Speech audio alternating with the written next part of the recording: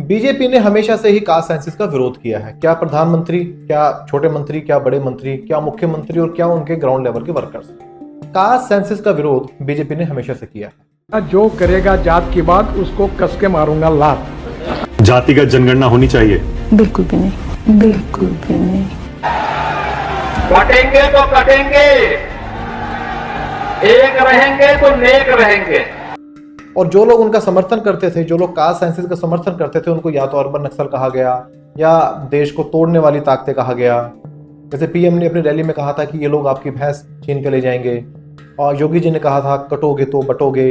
और ऐसे कई इंस्टांसेस आपको मिल जाएंगे बीजेपी की तरफ से जहां पर इन्होंने सख्त विरोध जताया हो कास्ट सेंसस को लेकर।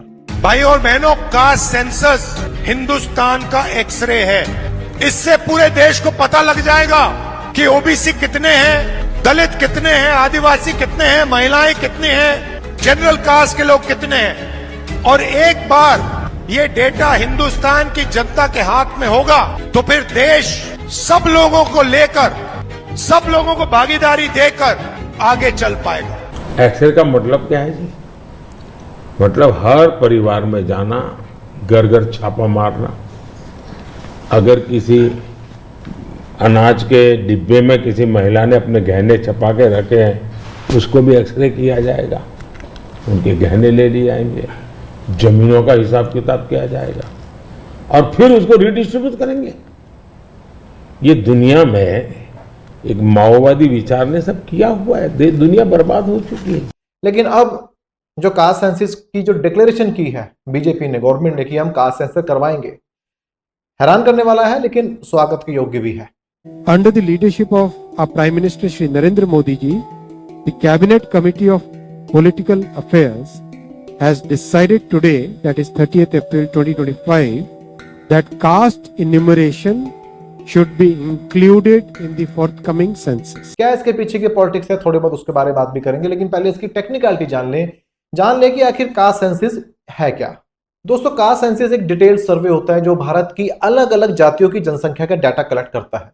यह सिर्फ जातियों की गिनती और परसेंटेज नहीं, बल्कि उनकी सोशियो इकोनॉमिक कंडीशन जैसे कि एजुकेशन, एम्प्लॉयमेंट, हाउस आदि की जानकारी भी देता है।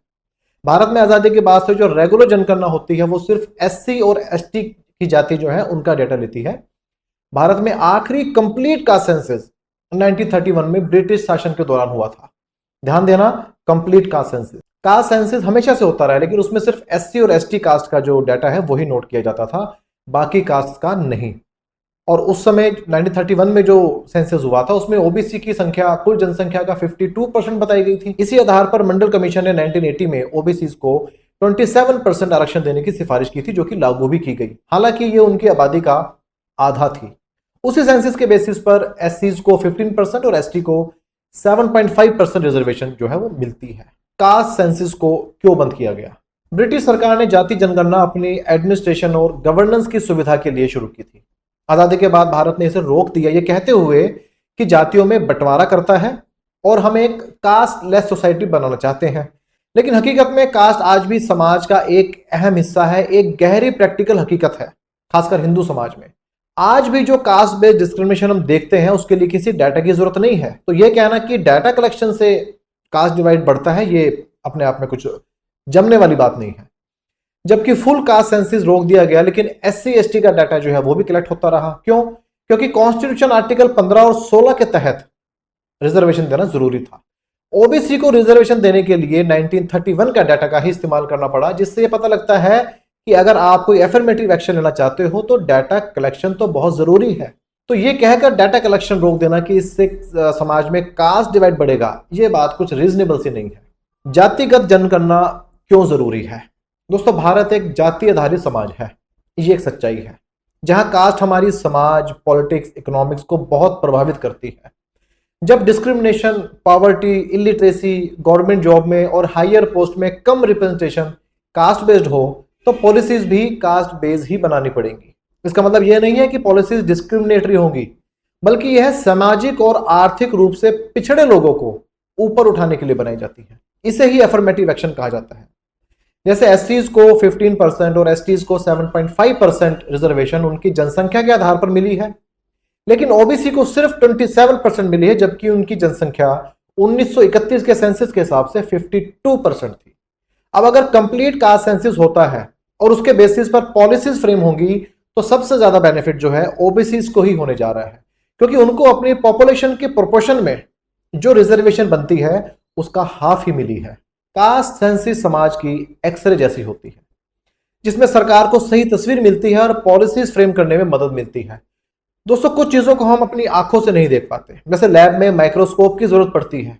ऐसे ही समाज में कास्ट बेस्ड डिस्क्रिमिनेशन, कौन सी कास्ट हायरार्की में कहां पर है, कौन सी कास्ट इस कास्ट सिस्टम का फायदा उठाकर रॉन्गफुल गेन ले रही है और कौन सी कास्ट सिस्टम की वजह से रॉन्गफुल लॉस में जा रही है, किस कास्ट में बच्चे नहीं पढ़ पा रहे हैं, किस कास्ट में स्कूल ड्रॉप आउट ज्यादा है, किस कास्ट में एम्प्लॉयमेंट नहीं मिल रही है, किस कास्ट में लोग सिर्फ कास्ट बेस्ड प्रोफेशन ही में लगे हुए हैं, किस कास्ट में लोग हायर एजुकेशन नहीं ले पा रहे हैं, हायर पोस्ट पे नहीं जा पा रहे हैं। और ये सब अगर कास्ट डिवीजन सिस्टम की वजह से हो रहा है तो गवर्नमेंट की जिम्मेदारी बन जाती है कि सोशल जस्टिस करने के लिए कास्ट बेस्ड पॉलिसीज बनाए। बिना सही डाटा के सही नीति नहीं बनाई जा सकती। कास्ट सेंसस सिर्फ एक डायग्नोसिस है, इलाज बाद में होगा। जातिगत जनगणना यानी कास्ट सेंसस कैसे की जाएगी? दोस्तों, जाति जनगणना सिर्फ जातियों की संख्या नहीं बताएगी बल्कि कई पैरामीटर्स जैसे कि उनकी दिव्यांगता, डिसेबिलिटी, साक्षरता, शिक्षा, रोजगार की स्थिति, किस सेक्टर में काम करते हैं, ऑफिस जाने का तरीका, ऑफिस से घर आने जाने की दूरी, जन्म की जो प्लेस है, बर्थ प्लेस, वो माइग्रेशन का कारण, बच्चों का जन्म, बच्चों की मौत, इन सब का डाटा भी इकट्ठा किया जाएगा। 2011 की जो जनगणना थी उसका फॉर्मेट जो है, उसका एग्जांपल है, मैं उसको लिंक में भी डाल दूंगा और आपकी स्क्रीन पे भी दिखा रहा हूं। इस फॉर्मेट के हिसाब से कास्ट पूछी जाती थी, अगर कोई एससी या एसटी है उसको नोट किया जाता था, एससी एसटी नहीं है तो कुछ भी नोट नहीं किया जाता था। अब इसी फॉर्मेट में 1 या 2 कॉलम ऐड करने हैं। जब कोई कहे कि वो एससी एसटी है तो नोट हो जाएगा पहले की तरह, जब वो कहेगा वो एससी एसटी नहीं है तो वो क्या है उसको लिखने के लिए कॉलम ऐड करने की जरूरत है, उसकी कास्ट क्या है उसको इसमें ऐड किया जाएगा। अभी तक एससी एसटी के अलावा डाटा इसमें नोट नहीं होता था। कास्ट सेंसस की विरोध की अगर बात करें दोस्तों, तो कुछ लोग कहते हैं कि इससे समाज में और ज्यादा जाति, जो हमारा समाज है वो जातियों में बढ़ जाएगा। लेकिन क्या कास्ट बेस्ड डिस्क्रिमिनेशन, भेदभाव करने के लिए क्या कभी डाटा की जरूरत पड़ी है? जब भारत में कास्ट बेस्ड डिस्क्रिमिनेशन होता रहा था, भयंकर रूप से होता रहा था, अब भी हो रहा है, तो जब भयंकर रूप से भी होता रहा था, क्या तब कोई डाटा हमारे सामने था कि जिसकी वजह से डिस्क्रिमिनेशन होता था या कास्ट डिवाइड समाज में था? हमारे इतिहास में तो बिना डाटा के भी जातिगत भेदभाव होता रहा है। अगर किसी समस्या का इलाज करना है तो सबसे पहले मानना पड़ेगा कि वो समस्या एग्जिस्ट करती है।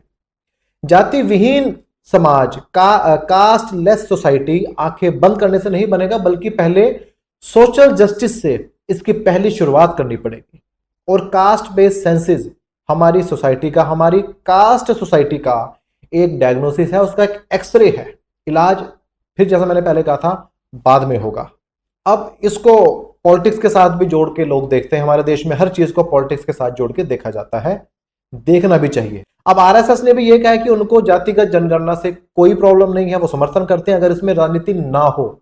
लेकिन ऐसा कहना कि इस चीज में राजनीति ना हो, यह भी एक राजनीतिक बयान ही है। हर सामाजिक कदम में राजनीति होती है।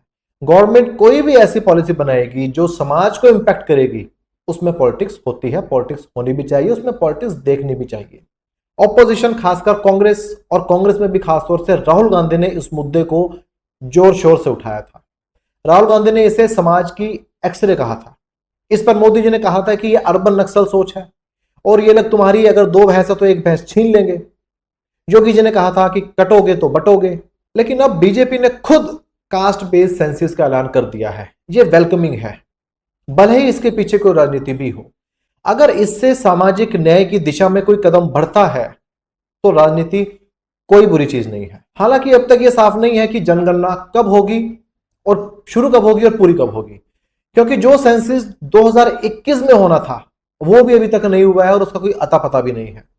और उसके बाद अगला बड़ा सवाल है, सुप्रीम कोर्ट ने जो लिमिट लगाई हुई है 50% रिजर्वेशन की, उस लिमिट को, उस हर्डल को गवर्नमेंट कैसे पार करेगी, यह भी आगे देखा जाएगा। क्योंकि जब डाटा कलेक्शन होगा, डाटा के हिसाब से जो प्रोपोर्शनेट रिजर्वेशन दी जाएगी बैकवर्ड क्लासेस को, उसको अगर प्रोपोर्शन के हिसाब से दिया जाएगा तो 50% की सीलिंग को तोड़ना पड़ेगा। और राहुल गांधी जी ने तो कहा भी है कि इस सीलिंग को हम तोड़ेंगे। अब इस बात को बीजेपी कैसे आगे इंप्लीमेंट करेगी अगर उनकी गवर्नमेंट के दौरान ये होता है, उसको भी देखा जाए, उसका भी इंतजार किया जाए। तो दोस्तों ये थी हमारी आज की वीडियो। पसंद आए तो लाइक कीजिए और दूसरों तक भी इसको फेंक दीजिए, मतलब शेयर कर दीजिए। फिर मिलेंगे दोस्तों, आपका दोस्त एडवोकेट विपिन कुमार। नमस्कार।